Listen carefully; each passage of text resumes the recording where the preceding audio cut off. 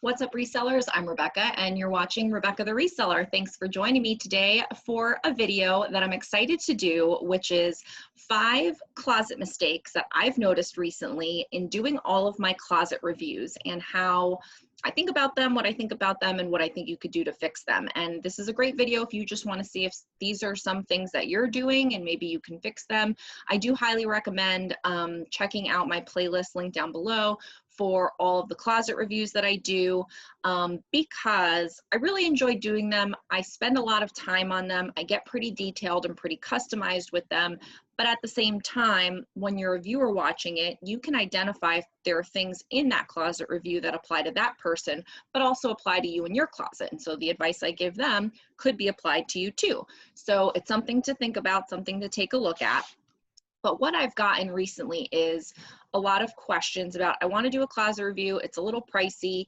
And honestly, I raised the price recently. It used to be $25. And then in 1 week, I got 7. I just could not keep up with that. And so I raised the price to $35, really as a deterrent, because I just don't have the time to devote to knock out 7 closet reviews all in one shot. So this video is going to go over some closet mistakes. That way you can kind of watch this and see.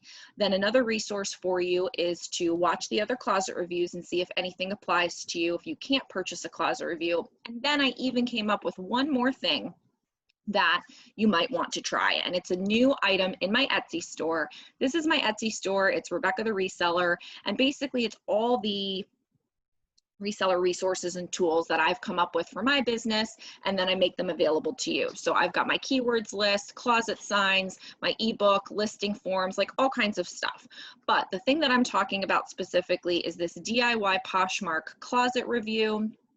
And basically it's a walkthrough. So it's a DIY self-guided closet review. You download the info pack and you go through it step by step. And it's like basically doing a closet review with me, except it's all written down there for you. And so you can go through each item and self-diagnose your own closet with all the things that I look at, pay attention to, tips that I have. And then there's tons of resources in there, links to send you to different videos to help with different topics. So I think this is a great compromise because it's something you can do on your own. It's a way less, way less expense or investment. It's only $14.99. And it's a way to basically get the closet review experience and what things to be looking at, but you're doing it yourself. I'm not doing it. So if that's something you want to try, go ahead and get that in the Etsy store. You just download it, walk yourself through it. You can start and stop. You can go back and do it again and again, whatever you like. But again, in this video, I just want to go through with you some of these closet mistakes that I'm finding. So let's see, I could stop sharing, but I'm still working through my new computer here. We'll just click on this for a little bit. I don't know, it's my closet. That way in case I have something to show you. So the first one, the first closet mistake that I noticed is not having any kind of buyer confidence information. So if you've watched any of my closet reviews or heard me talk from time to time in some of my Poshmark specific videos about like listing, or I even have a specific video on boosting buyer confidence, this is communicating information to your buyer that makes them feel better about buying from you and maybe makes them buy from you and not somebody else. So some of the things that you can do is like put some information in your header. Like I have here 6,200 sold, ship same next day. I have a closet sign here on my rack that is shows how many listings I have, how many sold, ship same next day. I even have some more information inside of it. And then also inside your listing. So I put here, ship same next day, offers welcome, bundle and save 20%, heart for price drops. Now, don't know if I put it in here. Yeah, here. Another one that I did is a closet sign that I made, which says professional seller, packaged with care, ship same next day, offers welcome, bundle and save, heart for price drops. So that's a whole bunch of tips right there. That's a lot of ways that you can communicate to your buyer exactly what they can expect from you. What do you take away from this? that I'm a professional seller? Do you take away that I ship the same next day? I've literally said that like 6 different times in 6 different places. So this is something that you can do to give those customers a reason to buy from you by letting them know that they're going to have a positive experience. It boosts their buyer confidence with you as a seller. And again, if you want to know more information about this topic specifically, I go into a lot more detail in my video, boosting buyer confidence. So that's number 1. Number 2 is, how do I go back? I'm doing my touch screen and it's like, I'm still getting used to it. Photos or listings, but usually never both. This is the second one. So usually not both. Like either you're a closet that has awesome photos and your photos are on point and everything is good with your photos, and then your listings are a hot mess, or your listings are good, there's a lot of good keywords, it's written really well, you probably use a template, you have all the information and information covering your bases, but your photos are haphazard, they're not bright, they're like taken all crazy, and they're just not great. Like most closets don't have both. This is, again, me going through the feed and just seeing random people that are selling their things, and me doing closet reviews for people and kind of extrapolating this information. So most of the time people don't have both. You either have your photos on point or you have your listings on point. I'm here to tell you that I really adopted a mindset from Daily Refinement. Chris over at Daily Refinement, he's got a channel, he's got an Instagram. If you don't know who he is, you need to know who he is. He's awesome. And I've been on his channel, he's been on my channel. And one of the things, I don't know if he said it in an interview or just in one of his videos, which I watch them all, is you need to describe your item like there are no photos, and you need to take photographs of your item like there's no description. Oh, that's so great. It's so genius. Like it should be on a reseller quote wall. It's so perfect. Thank you, Chris. Great advice. Genius tip. I know he like consumes a lot of content from like all kinds of other types of business people, and he reaches out to other resellers and stuff. So maybe he got it from somebody else, but I got it from him. So I give credit where credit is due. I think that that is a great way to live by it. And I try to do that. I'm not perfect. I don't get it right every single time, but I do the best I can. And I think if you can think about that when you're taking your photos, show them everything in the photos and pretend like there's no actual description. And then when you're doing your description, pretend that they're actually not looking at any photos. And that's how you should describe your item. Like, that's genius. I don't really know how else to elaborate on that. So that's tip number 2, mistake number 2, that you're not doing both of those things. You're only usually doing one or the other. The next one, common closet mistake, is your pricing is kooky. Like, kooky pricing. Like, what are you doing? So I get on pricing a lot in my closet reviews, and it's hard, right? Because you don't know what somebody paid for the item. You don't know what their sales strategy is. Like maybe they price high because they're sending out aggressive offers and that's part of their business model. Maybe they price drop like crazy, and so they have high prices because of that. Maybe they are pricing really low because they just don't want to deal with any offers or anything. They want people to buy it outright. They don't want to deal with anything else. They don't send offers to likers, and that's it. Like, you just don't know. And so what I usually find in closets is that some items are really high and some items are really low. Most things aren't priced correctly. Now, I am not a pricing expert. I just can tell you that when it's a lot easier to look at someone else's closet and be like, oh my God, that's high, than when you're actually doing it yourself. It's harder to do it yourself than when you're critiquing somebody else. I don't know why that is. But comp searching and all of that, you know, searching for comps. I don't know why I can't speak English today.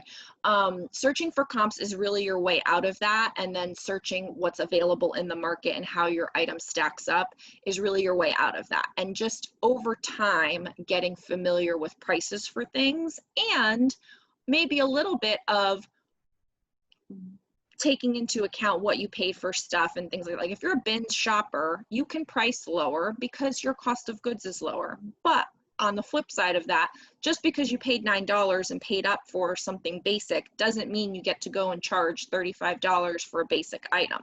So I think there's a little bit here and there on that. But I just think that that's one of the common mistakes that I see, and it's something that could easily be resolved with a little bit of research, and that's why I brought it kind of into today's conversation. I also think that you want to get the pricing right, of course, based on comps and market value and whatever, and what brand it is and the condition and all of those kinds of things. But then there's the other part of pricing, which is if I'm telling you that my item is worth $35, I feel like I should give you a $35 experience. If I'm giving you an item and I'm pricing it at $90, I should be giving you a $90 experience. Like, that item obviously is worth $90, but if I have it just strewn on my bed with poor lighting, hardly any information, how could I expect you to pay me $90 for it? Now, there are those exceptions to where it's a highly sought after in-demand brand, and so someone could charge you $90 for an item that they strewn on their bed. So it's just a terrible experience, but you want the item, you're gonna pay $90 for it no matter what. But I don't think that most items and most people selling items fall into that bucket. I don't think we're all finding those mega sought after things. I think we're selling normal stuff. And so if you think that you should command a certain price, you should also do the things that go along with that experience and make your listing and your description and your photos all align with that higher price, so that it makes sense in the buyer's mind and everything kind of seems copacetic. I hope I'm explaining myself well. I just feel like if you're going to charge up for something because you happen to have a high value item, you need to give them that high value experience. And so I do try to have a good experience in my closet. I mean, right now these are all my boutique items, but just to kind of like, if I can get out of my boutique items. And I'm not saying that I'm perfect, but let's see. There's an item specifically that I'm thinking of, and then I don't know why I decided to go and scroll. Like, I'm just looking at like the Angora hat here. Like, I think that's presented well. I think that that looks really great. I could just have it thrown on a white floor and be like, oh, buy my hat. But I hear I have it on Harriet and, you know, all this stuff. You know, hanging things hung nicely, there's white space, they're bright, they look good. I think they command a price. My Miu Miu bag that I'm asking $599 for, it's hanging, but I also have it flat. This could be a little bit brighter, but I have everything displayed nicely. It shows all that the paperwork is with it. Then I have it hanging so you can see it that way. I've taken lots of photos and all the information is there. Now, I will tell you that my listing could, but I don't know a lot about purses. That's why I didn't know what else to put. But I put in everything that I knew. And it is like new. So in that, I'm gonna go back. In that one, it's like, I probably could have done a better job on the listing. Here's the other one I wanted to show you. Like, I'm asking $250 for this Ralph Lauren lamb's wool. You know, I described it. I put a lot of keywords. I, you know, did my normal listing template. I took a lot of photos. Everything looks really good with it. I mean, if I do say so myself. I took a picture of the tag, the back. You know, I feel like I gave as good of an experience as I could to ask $250 for this item. I also checked my comps and saw that they were going in the $200 to $300 range. I was going to price it at like 50 bucks. And then I looked, and I'm glad I looked, because lo and behold, it had these crazy comps. So sometimes, you know, look and see what you can find. So anyway, that was a long drawn out process, but that's kind of what I'm thinking on that. So next up, measurements. One of the biggest probably, I would say. So this is the fourth of the 5 most common closet mistakes. Measurements, not being there at all. What are you doing? You need to have measurements. I know that there are people that don't put measurements and they sell just fine. I'm not one of those people. If I put an item up that doesn't have measurements, I get a million questions. I have my items at a storage unit. I cannot go and take additional measurements. It is not convenient for me to do. And so I have to take all my measurements on the front end, have it in the listing, and that cuts down on questions. But I also think that it improves your buyer confidence. It gives them all the information up front so they don't need to ask you, because they're lazy people and they don't want to ask you. So if you don't put the measurements and they want the measurements, they're going to skip over your item. I think the measurements help CYA, cover your A, with Poshmark in case there's a case open or some issue with sizing, because Poshmark doesn't allow returns for fit. So I think that's good to have the measurements in there because of that. And so having them in there, period. Now, I write them in the description. They are written out. I should go back. They are in there, 22 chest laying flat, 24 inches length. Some people like to have them in their photos. They do the measuring tape across. I'm not a fan of that. That's my personal preference. I don't think it looks as professional. I know that there are reasons why people do that, and so that is what it is. So that would be the next best thing. If you're not going to write them in there, but you're going to take them, take the photo of it, I guess. Then if you are going to take them in a photo, I just did a video about my photo process, and one thing I'll just kind of plug here is my measurements forms, and we'll just go back over here. I've got the daily measurements form where you can basically write in your measurements in these blocks right here and then take a photo of it, or I also have one that you can actually include in your, where is it? Like the watercolor ones. Where are you? Here we are, measurements forms. You can actually put your measurements, like print these out, laminate them, put your measurements in there, and then take a photo of that. So it looks nice. So it's still written down. It looks pretty. It's not the tape measure thing, but it's in your photos, and then you don't have to write it out in the listing. So maybe that would solve a problem for someone. So those are available. But so I think just not having listings or not having measurements or not, why isn't this going back? Not having measurements or not having the measurements presented in a nice professional way that's easy for the buyer to understand is like the second infraction on that note. So measurements, that's the fourth thing. The fifth most common closet mistake that I find is that your cover shot presentation is like crazy town. So it's wrinkled, there's no white space, items are hung haphazard, the buttons aren't buttoned, the zippers aren't zippered, like just looks like you threw it on there, you didn't even take a second to like straighten it out on the hanger. Items are cut off and not like in an aesthetically pleasing artsy way, like you just don't know how to take a photo.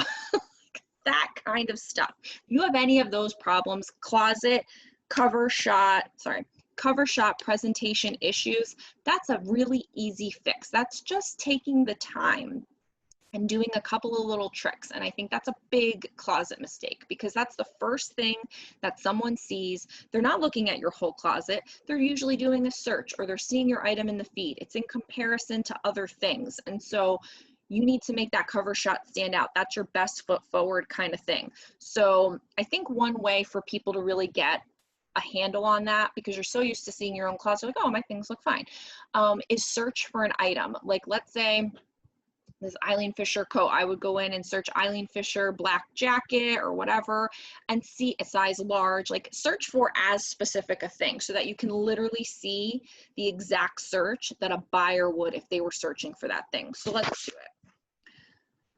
Why not? So Eileen Fisher black jacket large. Let's see what comes up. Now, I don't know, I haven't recently shared mine, so mine might not even come up at all because last time I shared was this morning because I've been shooting videos all morning. But so you see here, like this, and I don't want to like, I'm not going to critique other people's. Let me just say, I think that my photo would stack up well next to these photos. Obviously, there's like a stock photo. There's some that are presented well. There's some that are a little haphazard. There's a modeled shot. There's flat lays on carpet, which usually I'm not a fan of, but that doesn't look too bad because it's a nice clean carpet. So like, I think that my photo would stack up well next to these. I think that these are actually all pretty good photos. They're actually not too bad. Probably what I'm trying to tell you, like one's dark, like probably what I'm trying to tell you about crazy photos, I won't find any, so I'm not going to try, and I don't want to embarrass anybody's closet that hasn't asked me for my opinion. But sorry, I can't apparently like compute and also talk at the same time. But so basically do a search of some of your items and see what the other items that are basically the same come up looking like against yours. Would yours look good or does yours look like the worst one there? What do you think the buyer is going to click on? If you were the buyer and you searched for that, would you click on my photo or would you click on one of those other photos? I think that's a great way to kind of really get a feel for how your item stacks up. The other thing is, besides looking at the actual competition, look at your solds. And I talk about this in closet reviews all the time. Look at your solds. See what's selling for you. Are the ones that you have better cover shots selling, and the ones that aren't still sitting in your closet? Take that as a hint. So that's kind of the fifth one. I do have one bonus tip for you. I'm looking at my notes just to make sure I don't forget anything. I do have one bonus tip for you, and it's kind of like maybe my version of Chris's little quote from before, but Chris's quote again was, you know, take the photos like there's no description and describe like there's no photos. So my genius reseller tip, let me know in the comments below if you think so, is give the buyer every reason to buy and don't give them any reason not to buy. And I know that's kind of long-winded, but I'm Rebecca the reseller and I'm always long-winded. And let's think about this. Like, give the buyer every reason to buy. Make it look nice. Give them all the information. Tell them how long it's going to take you to ship. Tell them how many items you've sold. Tell them that you're a professional seller. Tell them that your offer, like that their offer is welcome.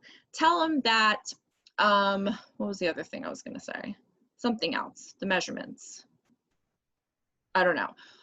Tell them all that stuff. Tell them good keywords. Tell them, paint the picture. Like, tell them, give them everything so that there's no reason for them not to buy and every reason to buy. And then as far as reasons not to buy, don't not give them measurements. Don't not send them an offer. Don't not make it look like they're not going to get their item in time. Like, all the negatives, don't do that. All the positives, do that. And that'll give you every arrow pointing in your direction that they should buy from you, or they should buy in general if there's only one.